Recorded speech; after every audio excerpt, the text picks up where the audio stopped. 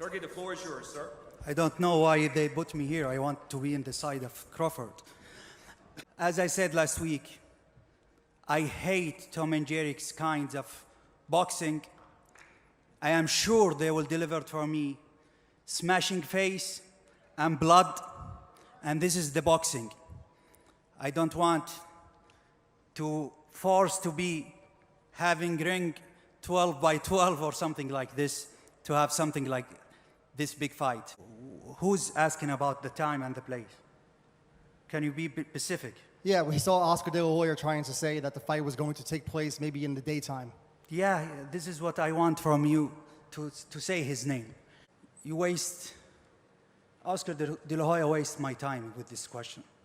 Man, so Turki Alalshikh really set the bar high for this fight, for Crawford versus Canelo. We got the first press conference today, and he really set the bar high for Crawford versus Canelo and for everybody who's going to be a part of this event as far as the undercard goes.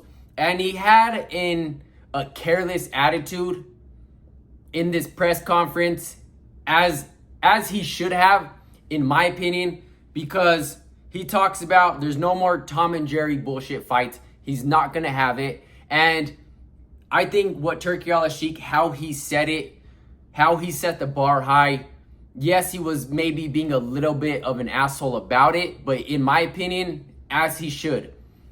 He's paying millions and millions and millions of dollars to these fighters who are not showing up to fight. He's giving you the platform, the stage, the audience, and the biggest paydays of everybody's career, including Canelo Alvarez. That's exactly what I took from this press conference, besides what Canelo and Crawford said to each other back and forth. And one thing, I believe that Turki Alalshikh does have favorites. And like I said, he was being really reckless and careless. And Turki Alalshikh has never been one to shy away to get his point across, and never been shy away to speak the truth and speak his mind. I know he wasn't really like that in the beginning, but when you're paying millions and millions of dollars, you're giving opportunity in the platform, and you're setting stages, and you're bringing an audience on Netflix, I think Turki Alalshikh has the right to call fighters out. He has the right to say, these fights are going to be like this, and they're no longer going to be like this, because he's the investment.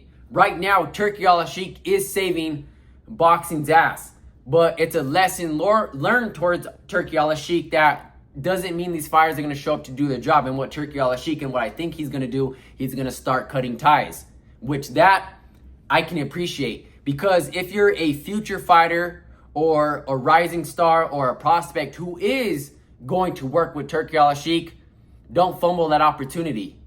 Don't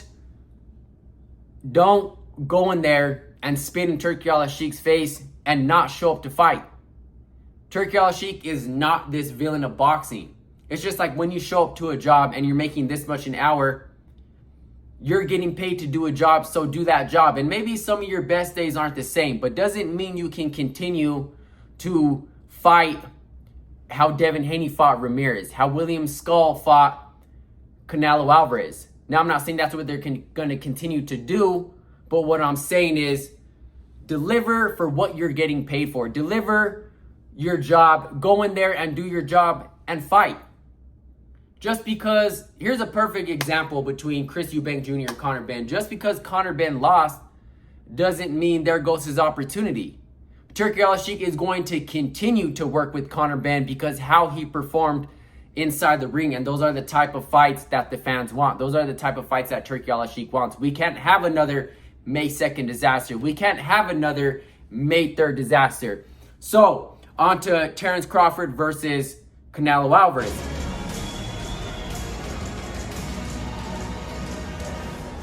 Once in a lifetime, ladies and gentlemen. These guys are no shy away to show up and do their job. Canelo is definitely no stranger. Right now, Canelo probably has one of the best, or arguably the best resume in boxing, and arguably one of the best Mexican fighters to come out of Mexico. He's fought everybody, every single buddy, and Canelo deserves his credit. Canelo is a future Hall of Famer, no doubt about it, but Canelo's past recent fights have been nothing but paydays and haven't really pushed Canelo to his limits since the Triple G fight. I haven't seen Canelo really give it 100%. His last few fights these past couple years have been paydays. He doesn't get no credit for William Skull. He doesn't get no credit for Edgar Berlanga. He doesn't get no credit for Jaime Munguia. Yes, great fighters, but are those fighters to push Canelo to his limits like Triple G did? He couldn't knock out Triple G. Canelo knew, you know what? This is going to be a long night and I'm in for a fight. Because Triple G is going to take you to deep waters all the way until 12th round, and he's going to box it out with you. He's going to bang it out with you. He's going to go slug for slug, and Canelo has just unfortunately not been in those type of fights since Triple G. Yes, he does get credit, but not recently. Definitely not recently. John Ryder, yeah, he gets somewhat credit. Jaime Munguia, yeah, he gets somewhat credit. Definitely not Jermall Charlo. He gets no credit for that. Caleb Plant, he does get credit for that, but Canelo has not been in a very physical fight in quite a few years since Triple G. Like I said, someone who's going to bang it out, slug it out, punch it out with him, and take you to deep waters and make you work for that victory. And I believe Terence Crawford is the one to do that. But then again, we're talking about Canelo Alvarez here. Canelo checks off every single box when it comes to this fight. The ring IQ, which Terence Crawford does. Terence Crawford can switch. He has a great jab. And Crawford is overall just athletic. He's wrestling. He's playing football. He's doing basketball. That's what I like about Terence Crawford. But then back to Canelo. He's seen every single style possible. But is Canelo still motivated to take on these type of fights? And Canelo himself, everyone talks about the weight difference and the power's not going to match up to Canelo's. Somewhat, I agree. But Canelo's not a natural 168-pounder himself. He has the ring IQ and experience to carry him in that weight class. Look what happened when he went up to 175 and fought Bivol. But Canelo has adapted and he's adjusted to that weight class. Doesn't mean he's a natural 168-pounder. His skill set, his ring IQ carries him in that weight class, but it can only carry him so far.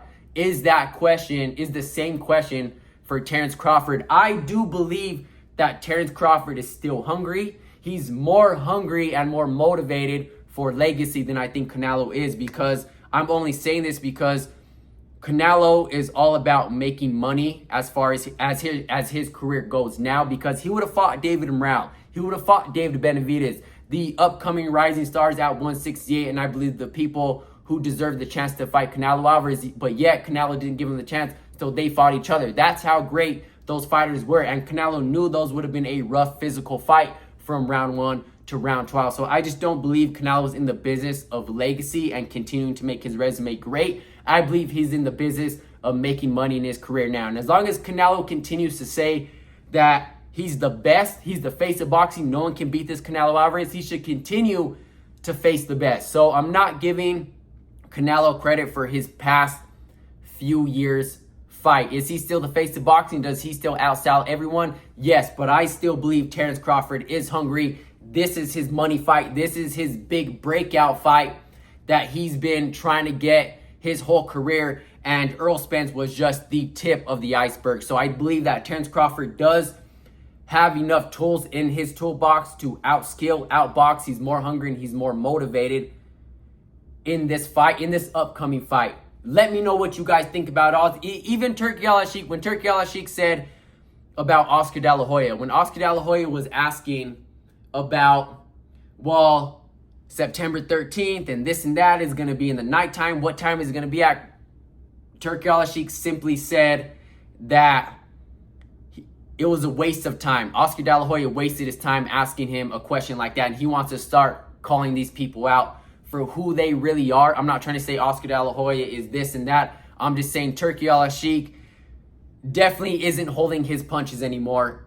Just like Terence Crawford versus Canelo Alvarez ain't going to be holding their punches in this fight. Like I said, they're willing to give one, to take one, and I believe this is going to be a great fight. Let me know what you guys think about all this. Let me know what you guys think about the first press conference, and I'll catch you guys in the next one. I'm out.